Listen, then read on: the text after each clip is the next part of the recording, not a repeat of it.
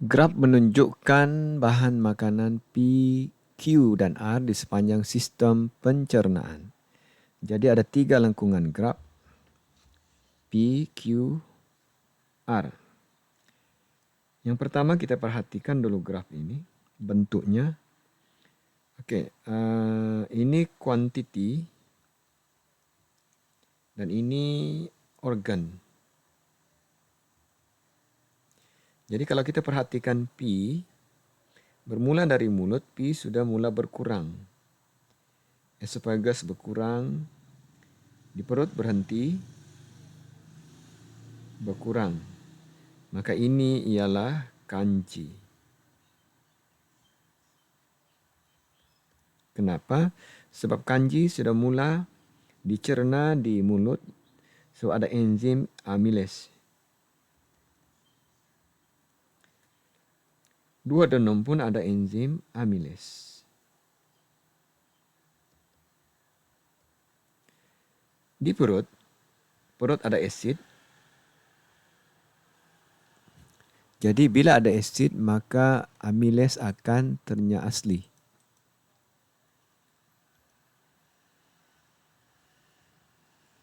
Jadi di sini grafnya mendatar, maknanya tiada pencernaan kanji. Jadi ini ialah kanji. Oke, PQ. Q tiada pencernaan di mulut dan esophagus. Bila di perut, tiba-tiba ada berlaku pencernaan. Otomatik ini ialah protein. Kenapa? Sebab di sini ada pepsin.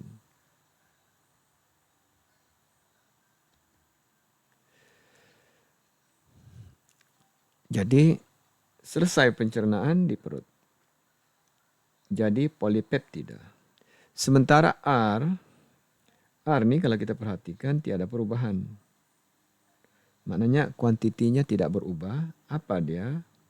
Inilah selulosa yang terdapat dalam sayur dan buah.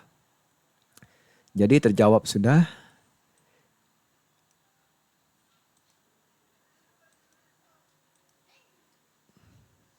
Okey, mengapa R? Sebab kita tidak mempunyai enzim selulose. Pencernaan kanji senang saja, sebut nama enzim dan juga substrat. Okey, seperti yang kita tahu, kalau kanji enzimnya amilase, hasilnya maltosa. Jelaskan apakah yang berlaku kepada hasil pencernaan bahan Q setelah diserap di dalam ileum. Jadi Q ialah protein. Q ialah protein, maka hasil akhir protein ialah asid amino. Dan asid amino ini akan diangkut ke hati melalui vena portal hepan dan diasimilasi menjadi protein. Asid amino.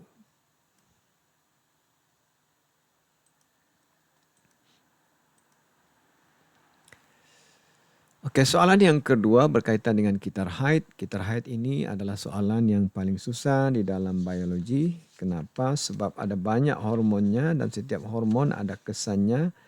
Dan hormon itu juga mempengaruhi antara satu dengan lain. Okey, kita tengok graf. Kita diberi graf hormon pituitary. Hormon pituitary ada 2, FSH dengan LH. Dan hormon ovary, estrogen dengan progesteron. Okey, kalau kamu tengok hormon, soalan ini minta pada Raja 7.1 lukis lengkungan graf bagi hormon pelutinan, LH. Okey, LH seperti yang kita tahu, dia akan keluar di pertengahan kitar haid. Jadi maknanya di sini, apa yang mencetuskan rembesan LH ialah paras estrogen yang tinggi. Bila estrogen ini naik, maka LH akan dihasilkan. Jadi kalau kita buat graf, selepas ini baru dia naik. And then dia turun balik. Kenapa? Sebab estrogen merangsang LH, tapi LH direncat oleh progesteron. Progesteron ni akan merencat LH. Jadi LH akan turun di sini. Begitu cara melukis. Mengapa lengkungan graf sedemikian? Jadi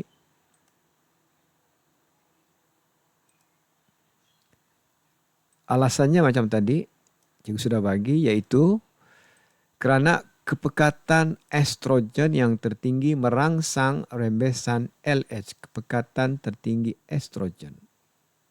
Ini yang mencetuskan. Ataupun LH meningkat tinggi untuk merangsang pertukaran folikel graf kepada korpus luteum.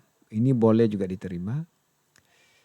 Jadi ada dua sebab kenapa LH itu naik. Satu, disebabkan oleh estrogen. Yang kedua, merangsang pertukaran ataupun untuk proses ovulasi.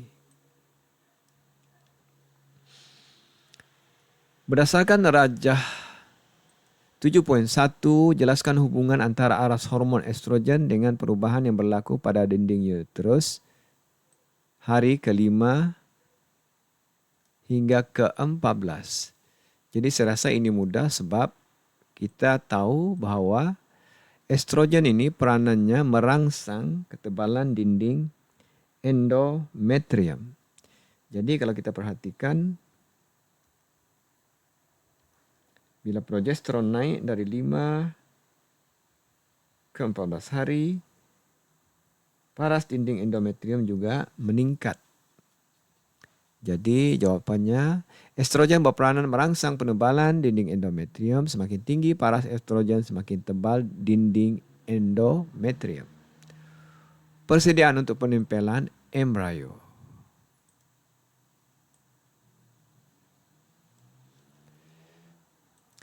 Selepas hari ke-25, aras progesteron dalam darah puan N kekal tinggi.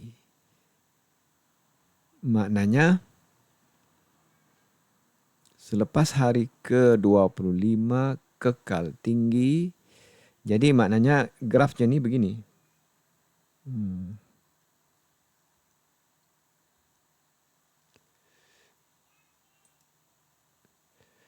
Kekal tinggi maknanya 25 lebih kurang sini. Dia begini. Apa maknanya? Maknanya sudah berlaku persenyawaan ataupun sudah berlaku persenyawaan. Kalau tidak berlaku persenyawaan, paras progesteron akan turun dan berlaku haid. Jadi oleh kerana telah berlaku persenyawaan, maka korpus luteum akan kekal untuk mengekalkan rembesan progesteron, untuk mengekalkan ketebalan dinding endometrium. Sebab puan N ini bakal mengandung.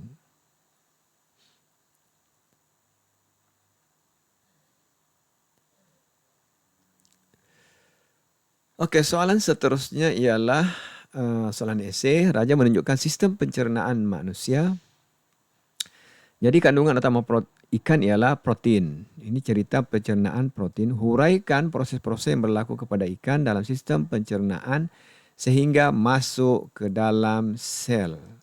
Maknanya protein itu jadi asid amino. Protein dicernakan sampai menjadi asid amino, diasimilasi dan diangkut ke sel.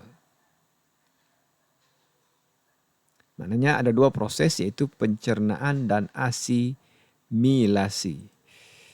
Jadi dia punya jawapan, boleh screenshot ni kalau mau. Okey, kita tengok satu-satu. Di mulut ikan akan dikunyah menjadi cebisan halus. Tujuannya untuk meningkatkan jumlah luas permukaan bagi tindakan enzim. Seterusnya protein akan membentuk bolus maknanya macam gumpalan dan bergerak di dalam esophagus secara peristalsis ke perut. Di perut ada enzim pepsin. Pepsin akan mencernahkan protein kepada polipeptida. Polipeptida seterusnya memasuki duodenum dan dicernahkan oleh tripsin menjadi peptida. Di ileum, peptida seterusnya dicernahkan oleh erepsin atau peptides kepada asid amino. Nah, proses ini pencernaan.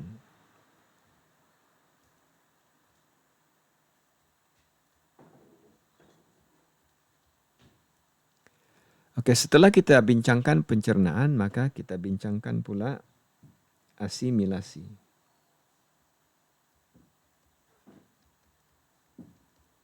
Yaitu apa berlaku kepada asid amino. Jadi asid amino seperti yang kita tahu akan diserap masuk ke dalam vilus,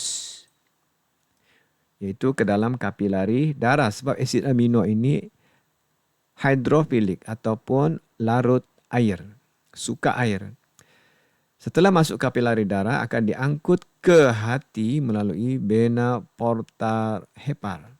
Di hati asid amino akan diasimilasi membentuk protein. Lebihan asid amino akan dihantar melalui darah ke sel. Jadi kalau kita kira nih cukup kita punya poin ada 10 poin. Jadi ingatlah, cikgu ulang balik. Bila dia cerita daripada protein kepada sel, maknanya ada dua proses yang kita kena huraikan, yaitu pencernaan protein dan asimilasi asid amino. Oke, soalan seterusnya berkaitan dengan BOD. Oke, Rajah menunjukkan kesan aktiviti pertanian berhampiran sebuah kolam. Jadi bila dia highlightkan pertanian, oke, dan ada alga, otomatik ini bercerita tentang kesan baja. Jadi cikgu akan bagi dia punya rangka jawapan. Jadi aktiviti pertanian ini akan membebaskan baja. Oke, seperti yang kita tahu baja adalah nutrien.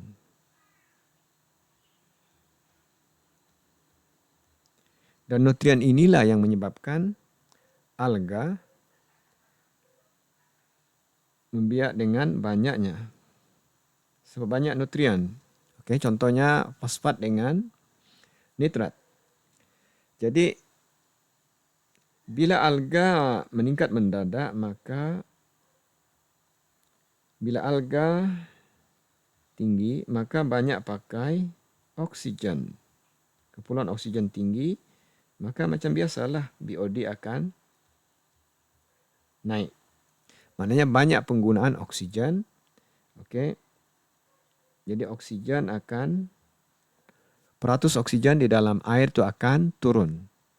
Lepas itu alga ini akan mati. Bila mati, maka alga akan mereput.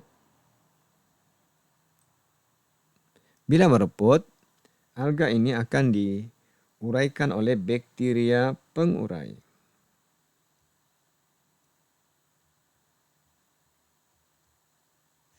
Bakteria atau kulat pengurai.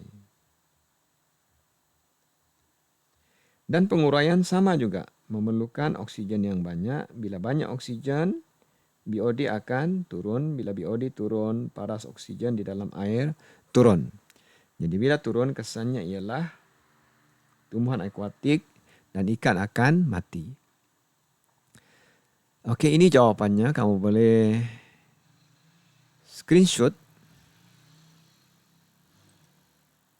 Okey, penjelasannya macam tadi. Okey, pertanian akan menggunakan baja. Bila hujan, baja akan larut dalam air dan mengalir masuk ke dalam kolam. Akibatnya kandungan nutrien dalam kolam meningkat secara mendadak. Bila banyak, maka populasi alga akan meningkat secara mendadak ataupun yang kita panggil sebagai eutrofikasi. Pada malam hari, alga tidak melakukan fotosintesis, maknanya alga tidak membebaskan oksigen. Sebaliknya alga turut menggunakan oksigen terlarut. Jadi bila alga juga pakai banyak oksigen, maka BOD akan meningkat dan peratus oksigen akan menurun. Apabila algal mati, akan diurai oleh mikroorganisme pengurai dan proses penguraian memerlukan banyak oksigen. Jadi bila banyak oksigen, BOD meningkat.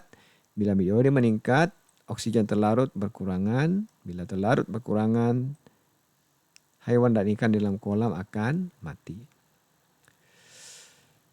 Itu sahaja untuk kali ini.